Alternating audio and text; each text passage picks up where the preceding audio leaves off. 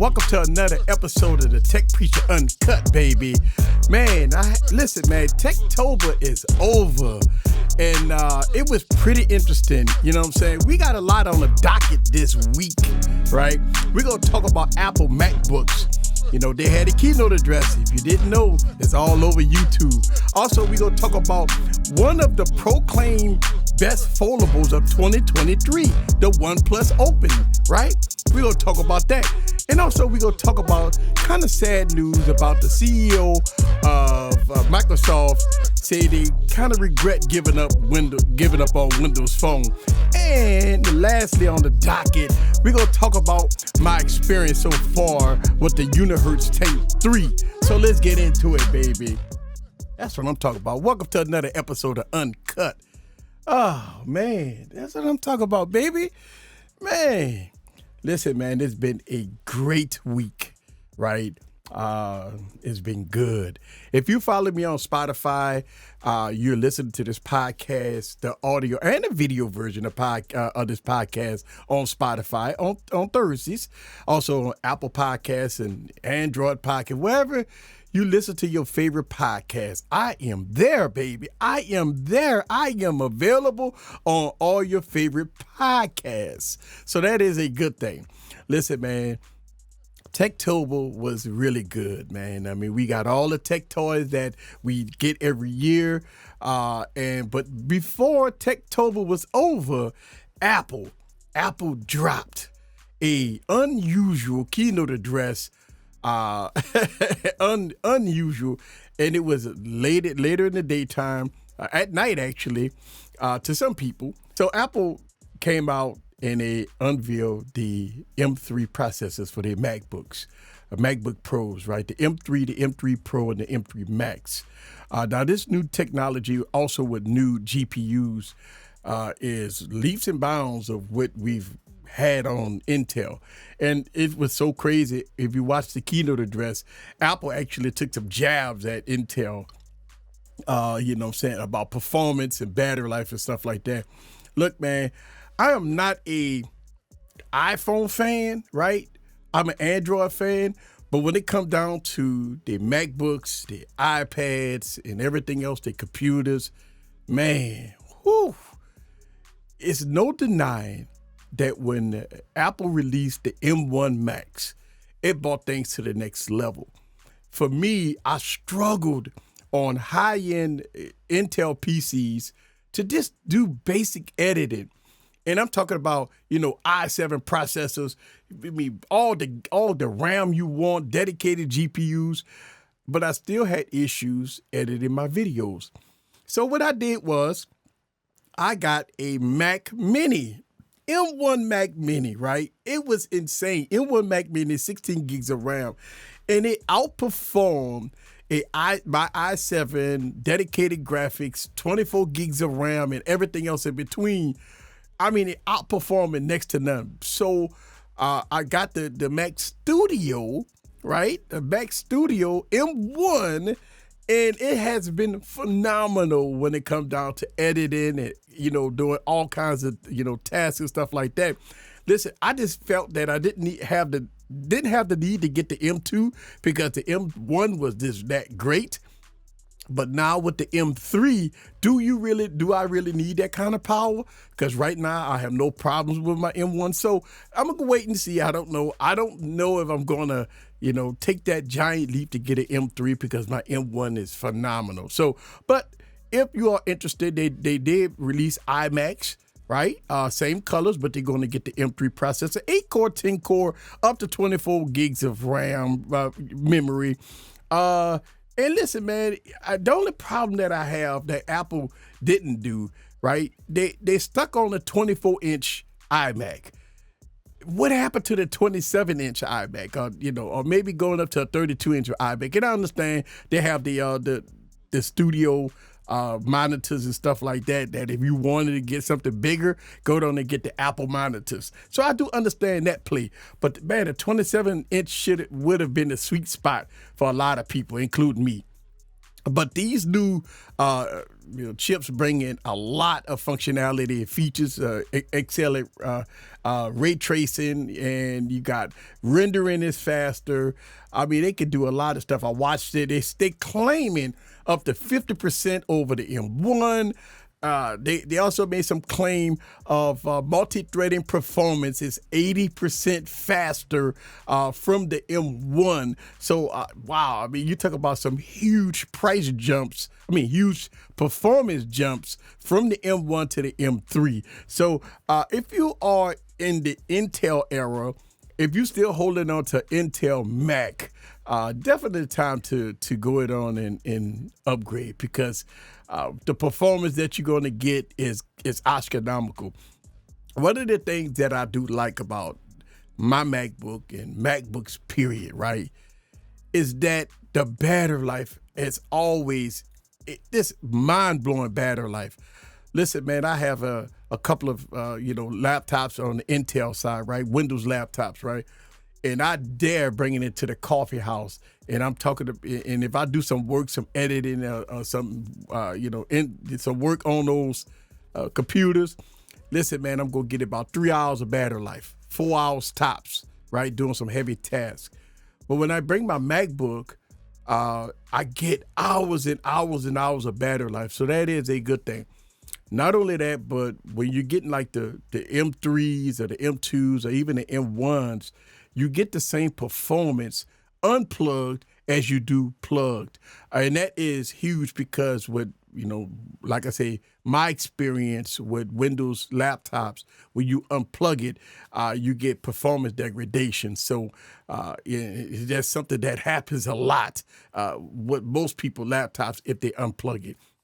So that is a good thing. Listen, man, also the prices of these MacBooks. Now, it's a 3-nanometer process.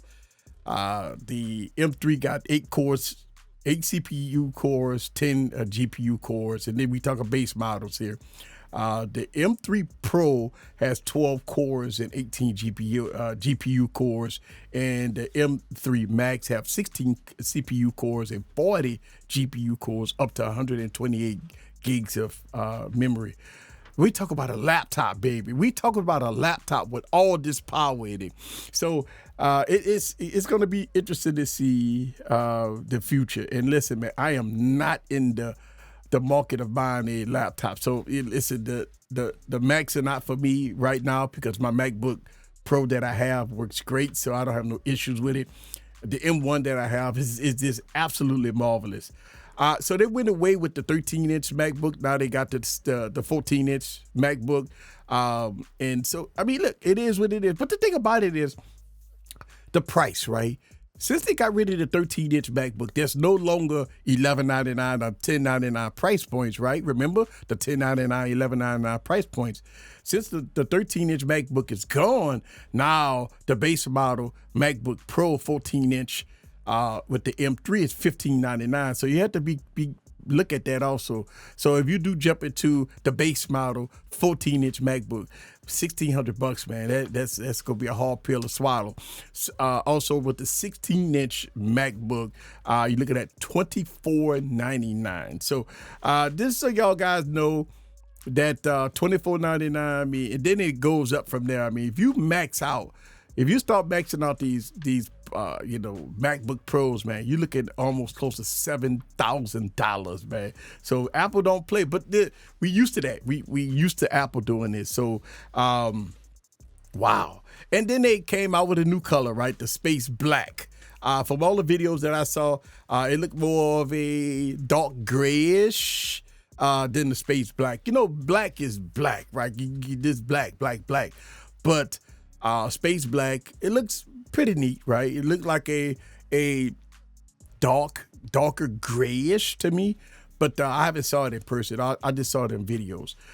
22 hours of battery life, which is something that's wow, man. That is, woo, man. That's a lot of battery life on a extremely high end laptop. So that is good, man. So Apple knocked it out the park, in my opinion, man. and it came out with a 24-inch iMac with the M3. You could get it up to 24 gigs of memory. Obviously, the price is going to go up, but that start off at $12.99 for the 8 gigs, man, and $256. So just be careful, man, if you're going to get an iMac. Even though the base model is $12.99, make sure you have the storage available for you. Listen, for me, I use SSDs, right? So even though my Mac Studio has, a lot of storage, I still edit all my videos off of SSD. So I really don't touch internal storage too much. Listen, I got 3 SSDs connected to my Macs, right? So if to me, I would say 512, but if you get to 256, you'll be fine if you get external SSDs, right? So if you got external SSD, you put all your programs and all your documents and photos and videos and everything that you do on your external SSDs, which is probably cheaper. You could probably get SSDs, 1 terabyte SSD for, $100. Maybe. So, you think about it like that, then for me, I do everything off external SSDs. That's my workflow. So 256 wouldn't bother me too much, but I do understand for the long haul, for the future, you might want to look at storage options and RAM options, right? 8 gigs, I don't know about 8 gigs, right? I would at least go 16 gigs or something like that. So just keep that in mind. But the price is expensive. That's what we expect from Apple, right? Prices is always expensive with Apple. But yeah, man, I mean, listen, we got to see what it's all about. So that is my thoughts about the Apple event. So let's talk about the OnePlus Open, right? I passed on the OnePlus Open. I decided to get my microphone instead of getting the OnePlus Open. That was my options. I had the OnePlus Open or a microphone, and I chose a limited edition microphone. This is a limited edition.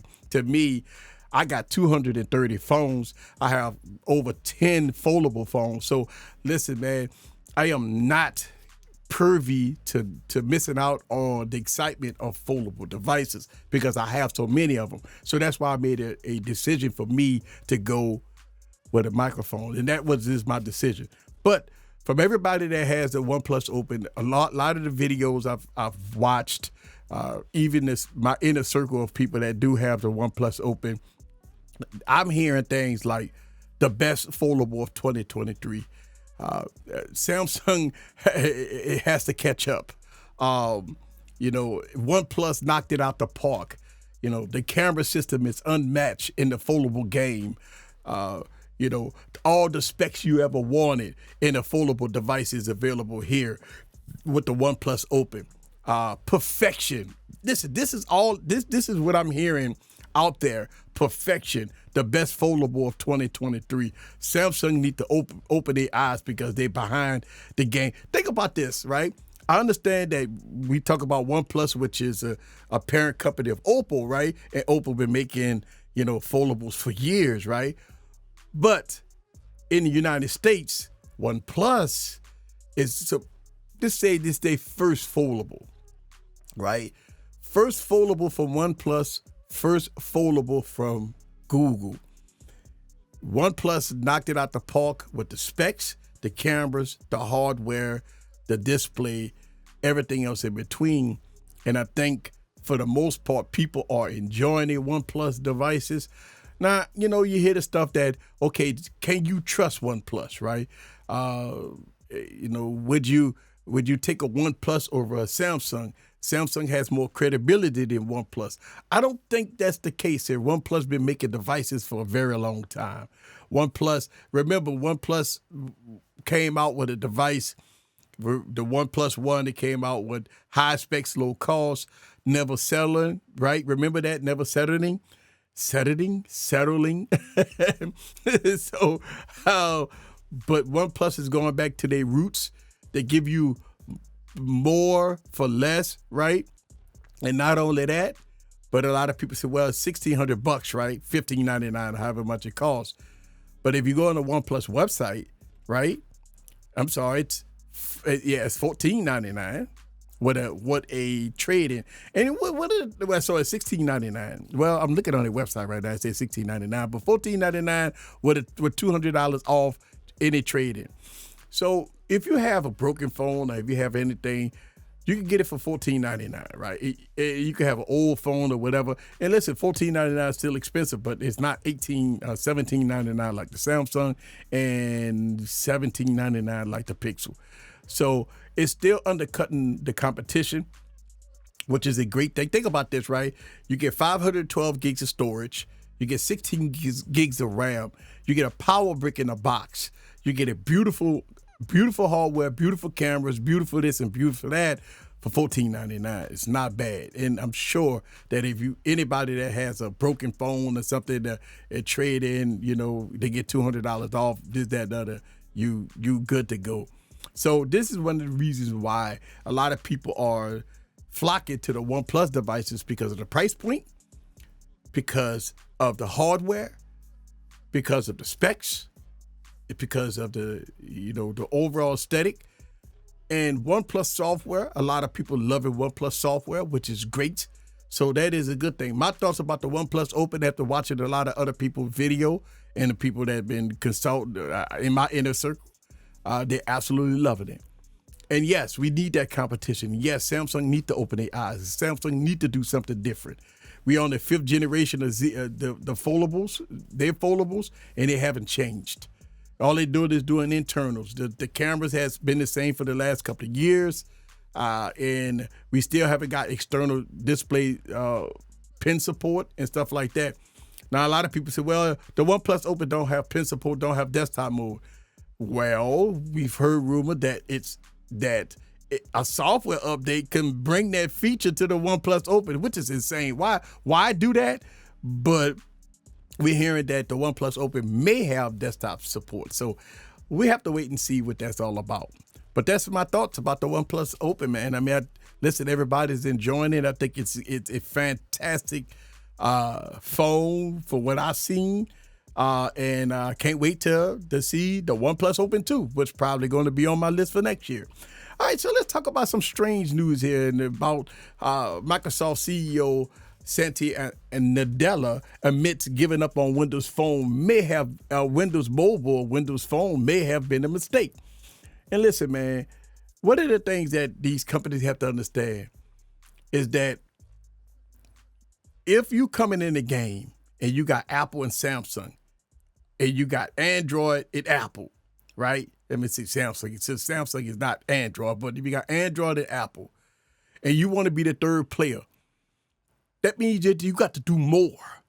You have to market yourself better. You have to have fantastic product. You got to cater to the developers. You have to work your ass off to be the number 3, right? Listen, so for me, Windows Phone had a great concept. It was a great, path forward, but the mistakes that Microsoft made was that they didn't get with the developers, right? They didn't tweak the operating system to make it simple to port over, Android apps to their platform. I mean, yes, they did it, but it took them a long time, but it was already over at that point, right? Android had so many devices that Microsoft had to compete with, but Microsoft was right there, but they just didn't, I don't know, I just felt that they didn't care at that point. So what did Microsoft did? They closed their Windows Mobile department and they switched everything to Android, and that didn't work, right? And so they come out with their dual screen devices, the Surface Duo 1. When it was released, it was a disaster. High price device, bad software, horrible cameras, right? And it got better over time with software updates. But here's the problem. It took the device 8 to 9 months to get better. The user don't have time to be waiting 8 months for you to make your phone better. They'll just go to a Samsung or they'll just go to another foldable at that point, right? Especially when you asking for $1,500 to $1,600 for these devices. You have to be on point. Okay, so they released the Surface Duo 2. They fixed a lot of things. They compromised on hardware, which it couldn't close flat. Well, it couldn't open flat because they had the camera hump, right? the photos was not up to par with, the price point that they was asking. So they, it was not a bad start for them, right? And not only that, if I'm not mistaken, the Surface Duo 2 is still on Android 12. And again, they didn't gave up on another project, leaving users out there in the dust. So even if Microsoft were to get back into the mobile game, it's no way in hell that users will ever trust Microsoft. You left Windows Phone users in the dust. You came out with the Surface Duo, and then you leaving the users in the dust. You basically canceled that project. So how many times are you going to keep on smoking the users into believing that you're going to support the device, come out with great hardware, great software, keep on, moving up the ladder with your devices? How could people trust you at that point? I would never put my trust in Microsoft when it come down to their smartphones. I wouldn't even recommend my users to even try them out. I didn't even get a Surface Duo 2 because I believed that I was going to wait for that device to drop down in price, right? And so what would happen was some manipulation in the system, right? Think about this. The price didn't go down, and the reason why is because a lot of places was out of stock. So it created high demand, which kept the price at a high level, right?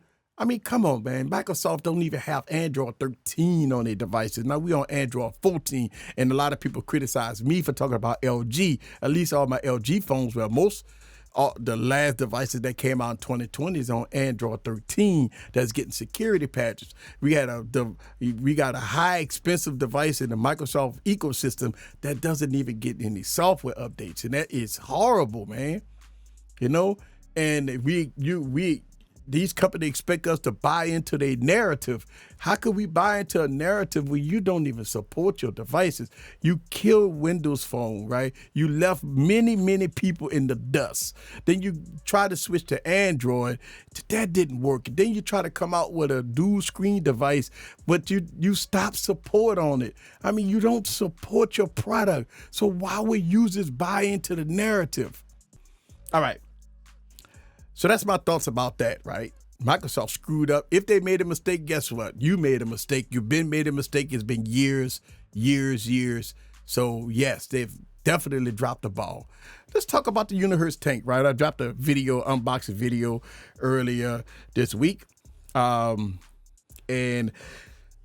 one thing that I noticed having the Tank 1, Tank 2, Tank 3, I got all three of them, right, is that the Tank 3 is grown up. It got a little fatter, a little heavier, but it's growing up. I think what Unihertz is trying to do is no more of, lagging back on specs, no more lagging back on features and functionality. They want to be in the conversation of flagships. And I see what they're doing. Now, don't get me wrong. You're not carrying this in gym shorts. You're not putting this down in your pocket, because if you don't have a belt on, this will drag it down. It is very heavy. It is bigger than the Tank 1, Tank 2. It's heavier than the Tank 1 and the Tank 2. So, but the specs, Dimensity 8200, 16 gigs of RAM, 512 gigs of storage, dual SIM support, SD card support, 120 hertz display. I mean, Unihertz went all out on this device, and I got a lot of videos coming out for it because I really enjoyed the Unihertz devices because I've been using a Unihertz tank as my daily driver. So when I switched my SIM to the Unihertz Tank 3, it just feels better. It's smoother. Animations is faster. The processing speed is faster. Check out the camera reviews that I'm going to do with the device. Listen, this device, it's so crazy that I am still on, let me kind of give you guys some real-time specs here. I'm 91% battery life on this thing, and I've been having it I think the last time I charged this device was 4 or 5 days ago. So 4 days ago, maybe about 4 days ago, I fully charged this device, and I'm at 91% battery life, and I've been using it all day, every day. So that gives you kind of a gist on battery life so far, right? I've been using the phone for at least, the last time I charged the phone, I've been having the phone for about 2 weeks. The last time I charged the phone was about 4 days ago. I'm at 91% battery life. I've been using it every day. It is phenomenal. There's no words about battery life. I got a lot of videos coming out for the UNCUT tank, so be on the lookout for that, baby. All right, man, so that's my thoughts about everything here. Techtober is over, baby. Now we almost at the end of the year. We're going to talk about some giveaways later on that I'm doing this year. We're also going to, get into the holiday season, where the good deals at, get ready for Black Friday, stuff like that. But there we go, baby. Another episode of the Tech Preacher Podcast, baby. That's what I'm talking about. Uncut. Man. Ooh. Listen, man, if you have any questions, leave it down in the comments down below. Let me know what you think about Apple, OnePlus, Microsoft, and the UNCUT tank. Man, that's what I'm talking about. We're going to get on out of here. We're going to see y'all guys next week, same bat place, same bat time, baby. The Tech Preacher Uncut, baby. Guess what, baby? This Uncut is unscripted, right? I come up with topics. I'm giving you guys my thoughts. That's why, you hear me stuttering here and there. This is my thoughts, man. You know what I'm saying? So, listen, this podcast won't be perfect. It won't be perfect. It won't be like me reading the script, me reading this and reading that. I just want y'all guys to know how I think about some products and services. And I'm going to keep this up, and I think it's going to be great. I really appreciate everybody that watch and everybody that listen to these podcasts, baby. Ooh, that's up. Baby, listen, you hear that bass? If you in your car, man, or you got headphones, or you hear that bass, baby, that's what I'm talking about. We're going to see y'all guys next week. Later.